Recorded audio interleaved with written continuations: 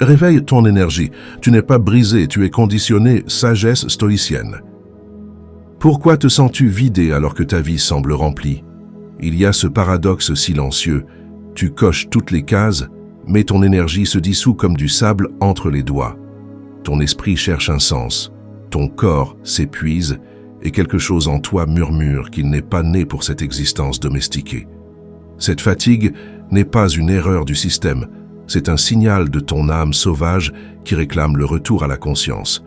Tu fais bonne figure, tu tiens ton rôle, mais à l'intérieur tout tangue. Les émotions t'envahissent sans prévenir, tu passes du calme apparent au découragement profond. Tu te surprends à rêver d'une vie plus vraie, mais la routine reprend le dessus et la cage du potentiel se referme doucement. Ce n'est pas la dépression qui te ronge, c'est la domestication mentale qui t'endort jour après jour. Dans ce monde où tout va trop vite, chacun porte sa propre lassitude en silence. On appelle cela fatigue, baisse de morale. On normalise cette perte de soi comme si elle faisait partie du jeu. Pourtant, au fond, tu sens que quelque chose cloche. Cette énergie que tu as perdue n'a pas disparu. Elle sommeille juste derrière des années d'adaptation forcée et de peur du jugement. Combien de temps encore vas-tu attendre que quelque chose change sans rien bousculer? Le temps passe et chaque matin ressemble au précédent. Les stoïciens nous rappellent que l'on ne contrôle ni le monde ni les autres, mais que l'on peut reprendre la maîtrise de soi à chaque instant. Le réveil n'est pas une promesse extérieure. Il commence dans ta décision d'ouvrir les yeux vraiment, aujourd'hui. Ce vide que tu ressens n'est pas une faiblesse, c'est un appel à la transformation. C'est le signal qu'une part vivante en toi refuse de s'éteindre sous le poids des habitudes.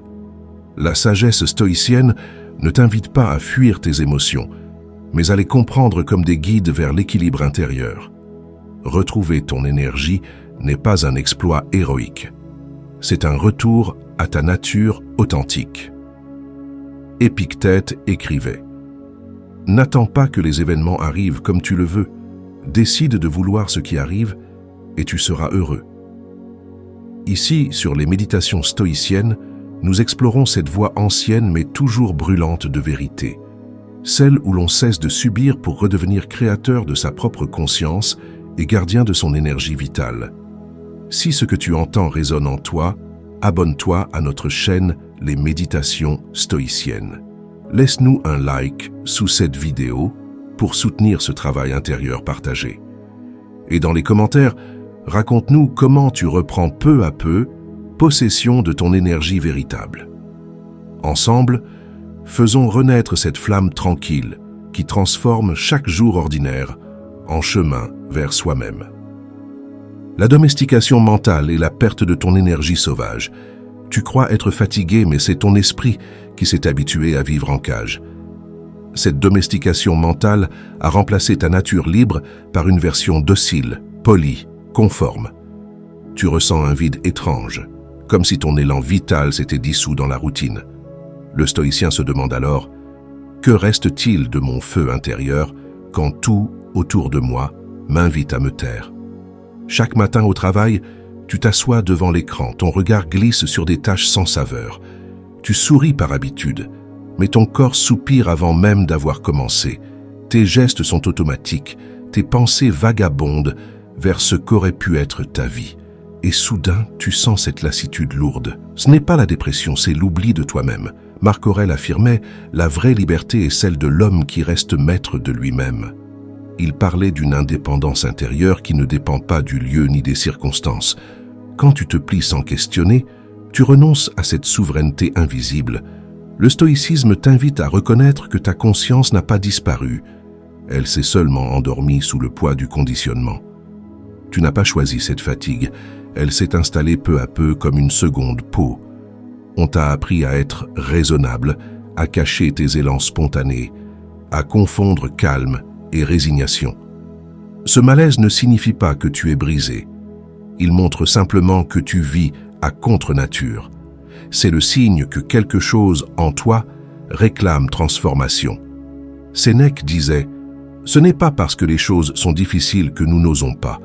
C'est parce que nous n'osons pas qu'elles sont difficiles. » Oser ici c'est désobéir doucement aux réflexes de la domestication mentale et retrouver le contact avec ce qui t'anime vraiment.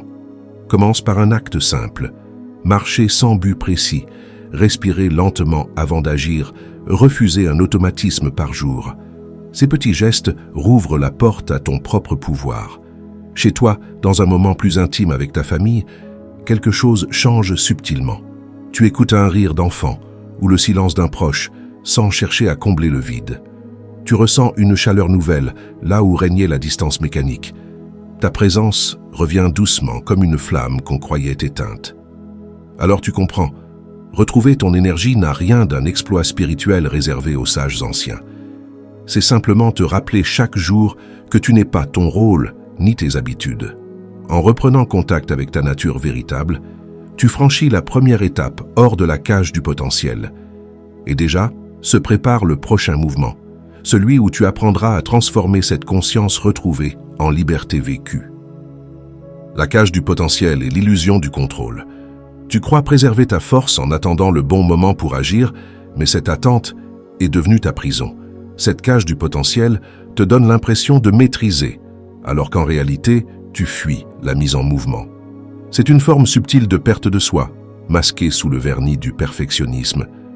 Le stoïcien se demande alors « Que vaut un talent jamais incarné ?» Dans les couloirs du travail, tu termines encore une journée sans avoir osé dire ce que tu pensais vraiment. Tu empiles les tâches comme des briques d'un mur invisible, persuadé que demain sera plus propice. Tes épaules se crispent, ton souffle se raccourcit. Tu sens ce poids familier d'une énergie captive. Et pourtant, tout autour de toi semble fonctionner normalement, comme si ta stagnation était logique. Épictète disait « Ce n'est pas ce qui t'arrive qui te trouble, mais la manière dont tu le juges. » Cette phrase tranche comme une lame douce dans ton confort apparent. Tu crois manquer de courage, mais c'est ton regard sur toi-même qui te paralyse. Le stoïcisme t'invite à observer cette illusion de contrôle. Elle ne protège rien, elle t'empêche simplement de vivre. Il est normal d'avoir peur de la chute avant même d'avoir sauté. Le doute fait partie du passage entre immobilité et action. Mais refuser ce saut, c'est condamner ton élan vital à tourner en rond dans la cage dorée des possibles non vécus. La vraie transformation commence quand tu acceptes de paraître maladroit pour redevenir vivant. Marc Aurèle enseignait « Agis sans attendre que tout soit clair. Le pas compte plus que la direction parfaite. » Il rappelait que la clarté vient toujours après l'action, jamais avant elle. Pour briser ta domestication mentale, commence par un geste imparfait. Parler, créer, demander, même avec tremblement. Ce premier mouvement fissure déjà les barreaux invisibles. Un soir, auprès de ta famille, quelque chose change discrètement. Tu racontes enfin ce projet que tu gardais secret depuis des années, sans chercher leur approbation immédiate. À ta surprise, personne ne rit. On t'écoute simplement, sincèrement. Et dans ce silence bienveillant, tu ressens un souffle nouveau, celui d'une conscience qui ose respirer librement. Tu comprends alors que la transformation n'est pas un but lointain, mais un choix répété dans l'instant présent. L'énergie revient non pas quand tout est maîtrisé, mais quand tu acceptes de ne plus être spectateur de ta propre vie. L'illusion du contrôle s'efface dès que tu avances malgré l'incertitude, et déjà se prépare la prochaine révélation, celle où tu verras comment la souffrance peut devenir une identité à dépasser plutôt qu'une vérité à protéger. Quand la souffrance devient une identité que l'on chérit sans s'en rendre compte, il y a des blessures qu'on ne veut plus guérir parce qu'elles sont devenues des repères. On confond alors la douleur avec la preuve d'exister, comme si souffrir garantissait une forme d'authenticité. Cette habitude subtile enferme dans une domestication mentale, un conditionnement qui transforme la tristesse en costume quotidien. Le stoïcien s'interroge : suis-je encore moi ou simplement fidèle à ma peine ? Dans les couloirs du travail, tu ressens cette tension familière, le poids d'une fatigue morale que tu portes comme une médaille invisible. Tu dis « ça va » sans conviction, préférant le rôle du fort à celui de l'humain. Ton corps se crispe, ton souffle se raccourcit, mais tu continues, convaincu que tout le monde fait pareil. Cette inertie silencieuse ressemble à une perte de soi déguisée en normalité. Sénèque disait « Celui qui souffre avant que le mal n'arrive souffre plus qu'il ne faut. Cette phrase dévoile l'attachement paradoxal à notre propre malheur. En anticipant ou en ressassant, on double la peine au lieu de la comprendre. Le stoïcisme t'invite ici non pas à fuir ta douleur, mais à lui retirer son trône intérieur. Reconnaître cette dépendance à la mélancolie demande du courage. Il ne s'agit pas de nier ce que tu ressens, mais de refuser d'en faire ton identité. Ta tristesse n'est pas ta vérité ultime, elle est un message temporaire sur un déséquilibre entre ton cœur et ta raison. L'énergie revient dès lors que tu choisis d'écouter ce signal sans t'y attacher. Épictète expliquait « Ce n'est pas la chose qui trouble l'homme, mais l'opinion qu'il s'en fait. Si tu changes ton regard sur la douleur, elle cesse d'être un ennemi et devient un enseignant discret. Pratiquer cette vision chaque jour brise les chaînes invisibles de ta cage du potentiel intérieur. Peu à peu, ton esprit retrouve souplesse et ouverture pour accueillir la transformation. Puis, un soir dans les transports, collé entre deux inconnus dans le silence urbain, tu sens quelque chose basculer. Tu observes cette tension familière remonter, puis se dissoudre dans une respiration consciente. Personne ne le voit, mais c'est là que naît ta liberté, dans ce simple choix de ne plus nourrir la plainte intérieure. Ce moment banal devient ton premier pas vers une paix retrouvée. Ainsi se révèle une vérité douce. Guérir n'est pas effacer la douleur, c'est cesser de s'y identifier. Chaque fois que tu accueilles une émotion sans te confondre avec elle, tu renforces ta conscience et libères ton élan vital endormi sous l'habitude. La vraie force stoïcienne n'est pas froideur, mais clarté. Elle transforme l'ombre en guide vers soi-même. Et déjà s'annonce la prochaine étape, celle où l'on découvre que personne ne viendra nous donner la permission de vivre pleinement. La permission que tu attends n'existe pas. La liberté commence dans l'action. Tu passes ta vie à attendre un signe, un feu vert invisible qui t'autoriserait enfin à être toi. Cette attente te retient dans une domestication mentale, une illusion douce, où le confort remplace la liberté. Tu crois manquer de courage, mais c'est l'habitude d'attendre qui t'a vidé de ton élan vital. Le stoïcien se demande alors « Pourquoi remettre à demain la seule chose qui dépend vraiment de moi, ma décision d'agir ?» Au travail, tu ressens cette hésitation chaque fois que ton idée pourrait déranger ou bousculer. Tu restes silencieux lors des réunions. Tu souris poliment alors qu'une part de toi brûle d'exprimer une vérité. Tes mains se crispent sur le clavier. Ton souffle se bloque avant chaque mot non prononcé, et quand tout est fini, tu ressens cette fatigue lourde, celle d'avoir encore cédé ta propre voix. Sénèque déclarait « Tant que tu diffères de vivre, la vie passe ». Ces mots frappent droit au cœur du mensonge quotidien. Croire qu'on aura plus tard le courage qu'on refuse maintenant. Le stoïcisme ne t'invite pas à foncer tête baissée, mais à reconnaître que l'action crée la clarté bien plus que la réflexion stérile. Tant que tu attendras une permission extérieure, tu demeureras prisonnier d'une cage du potentiel doré mais stérile. Il est normal d'avoir peur du jugement ou de l'échec. Mais cette peur n'est qu'un déguisement de la perte de soi, un oubli progressif de ton pouvoir intérieur. Chaque jour passé sans oser parler, créer ou dire non, renforce les barreaux invisibles de ta propre inertie. Pourtant, derrière cette appréhension se cache une vérité simple. C'est en avançant malgré elle que renaît ton feu intérieur.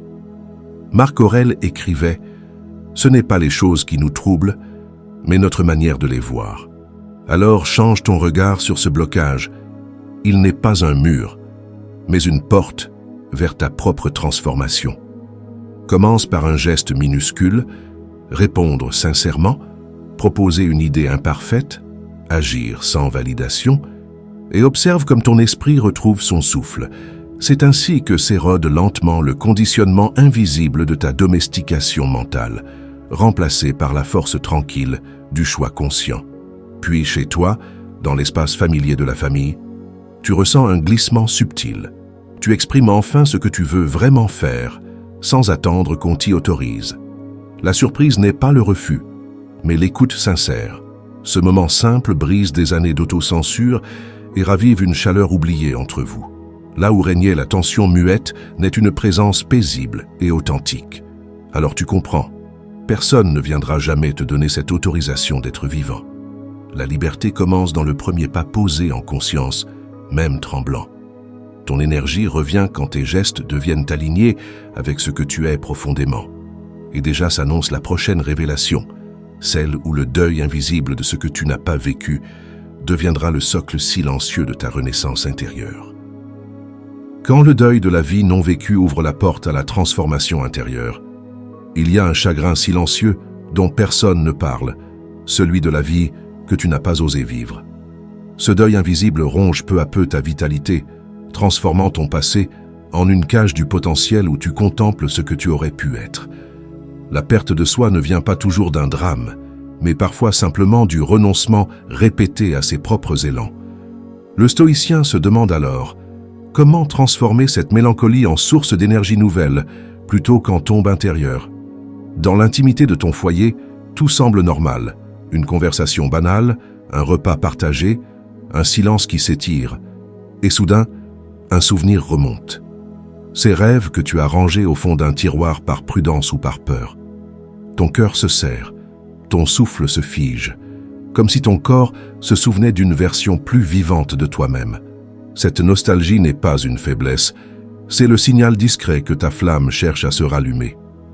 Marc Aurèle enseignait « Ce qui empêche l'action devient l'action elle-même.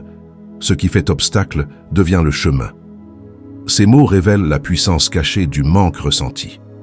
Le stoïcisme t'invite à considérer ce regret non comme une faute, mais comme un appel à l'éveil de ta conscience.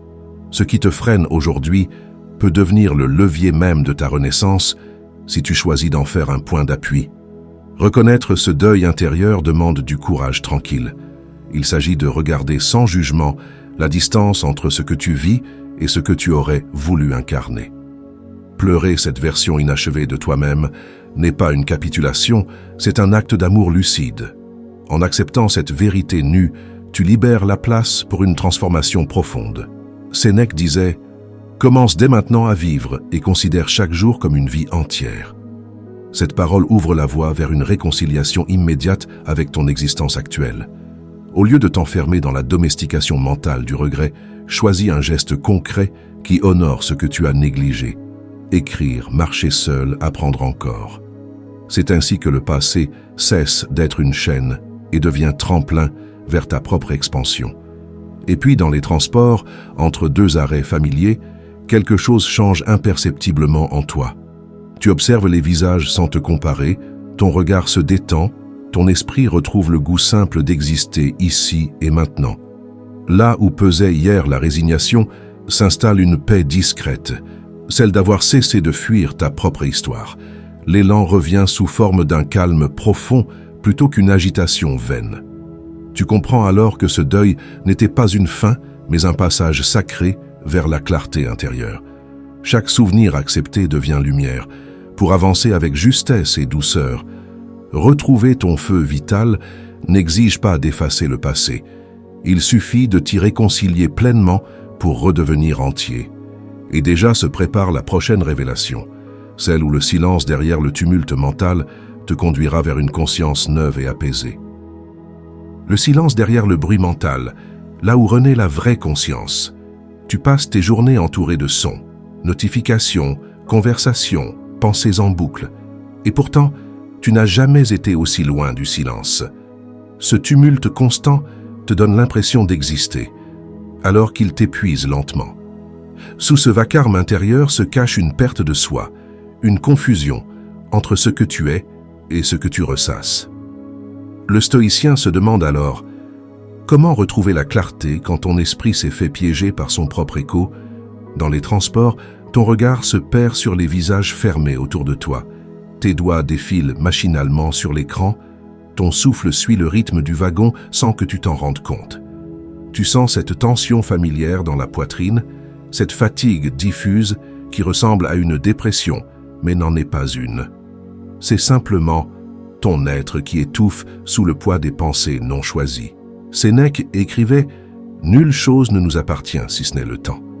Ces mots rappellent que ton attention est ta ressource la plus précieuse et aussi la plus gaspillée.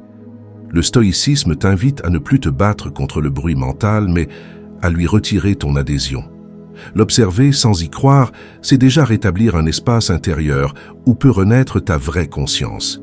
Ce vacarme n'est pas un ennemi, mais un signal d'alarme. Il te montre combien tu t'es identifié à ton flot de pensée jusqu'à oublier ta respiration.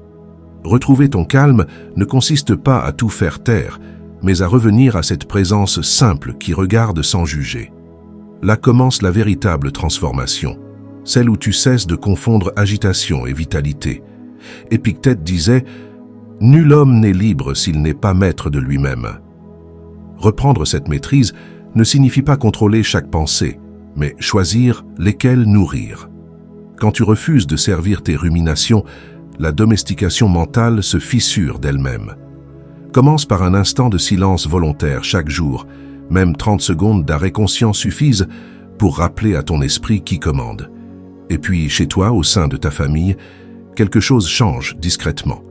Tu écoutes vraiment sans anticiper les réponses. Tu observes un visage aimé sans projeter tes attentes. Le calme s'installe comme une respiration partagée. Le lien redevient vivant, sans effort ni discours. Dans ce simple retour au réel, ton esprit retrouve son ancrage et ta force tranquille revient d'elle-même. Alors tu comprends.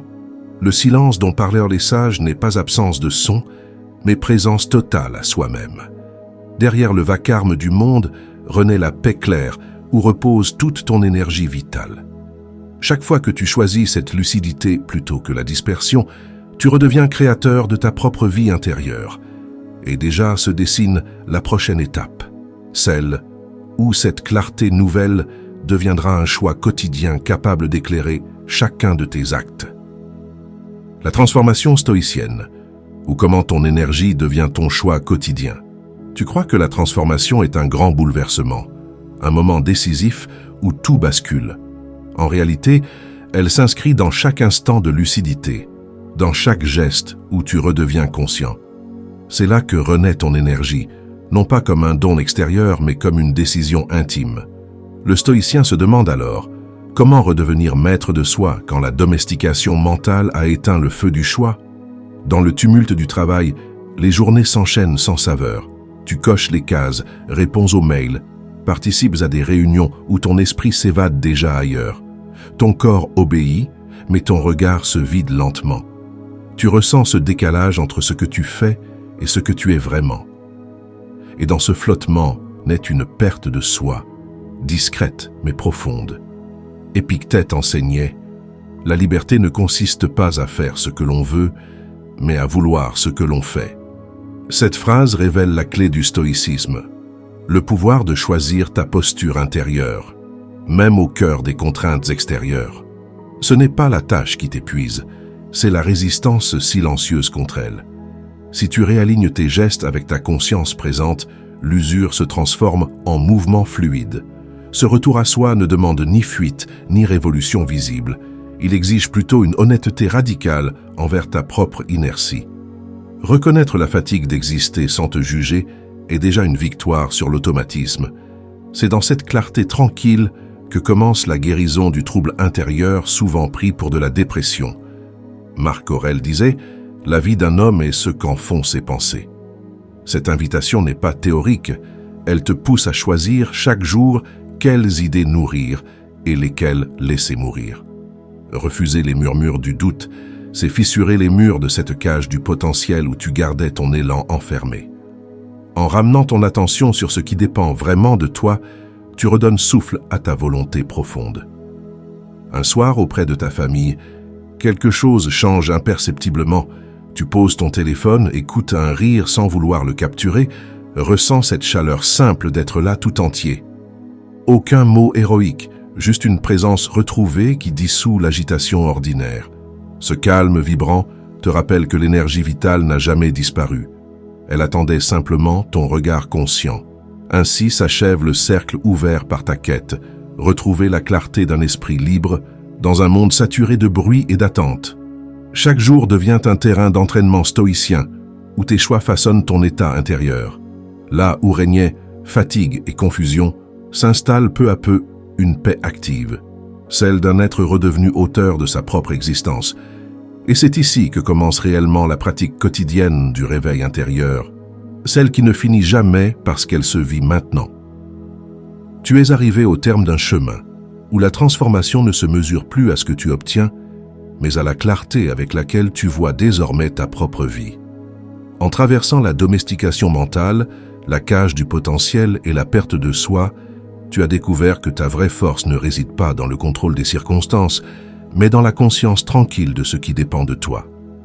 La sagesse stoïcienne t'a appris à accueillir sans résistance, à discerner entre l'essentiel et le superflu, et à retrouver ton énergie non pas en fuyant le monde, mais en y demeurant lucide. Ce que tu croyais être une chute était en réalité un retour vers toi-même, une renaissance silencieuse née de la simplicité du présent. Ce nouvel état intérieur est fait de stabilité et d'acceptation. Tu comprends maintenant les mots de Marc Aurèle. L'obstacle sur le chemin devient le chemin. Ce qui t'apparaissait comme une épreuve, fatigue, dépression, confusion, s'est révélé être ton véritable maître. En pratiquant le détachement et la vertu, tu n'as pas fui ta vie, tu l'as réintégrée avec discernement. Le stoïcisme ne promet pas l'absence de douleur, il enseigne la paix au cœur même du tumulte. C'est cette paix qui te rend libre, indépendant du regard des autres, et capable de marcher avec sérénité dans un monde qui s'agite sans cesse. Sur cette voie exigeante mais lumineuse, rappelle-toi que tu n'es pas seul. Ici, sur les méditations stoïciennes, chaque abonné n'est pas un simple spectateur. Il est un compagnon d'étude et de pratique. Laisser un like ou partager cette vidéo n'est plus un réflexe numérique, mais un acte conscient pour soutenir ceux qui cherchent eux aussi à sortir de leur cage du potentiel et à briser les chaînes de la domestication mentale. Dans les commentaires, exprime comment tu vis cette reconquête intérieure. Chaque mot vrai devient pierre fondatrice d'une communauté de présence et de sagesse vivante. Souviens-toi enfin, le stoïcien ne cherche pas à devenir parfait, mais présent. Chaque jour est une occasion nouvelle d'exercer ta lucidité et ta liberté intérieure. La voie n'a pas de fin, car elle se confond avec le souffle même du moment présent, là où ton âme retrouve son élan vital et où commence la véritable pratique du réveil conscient.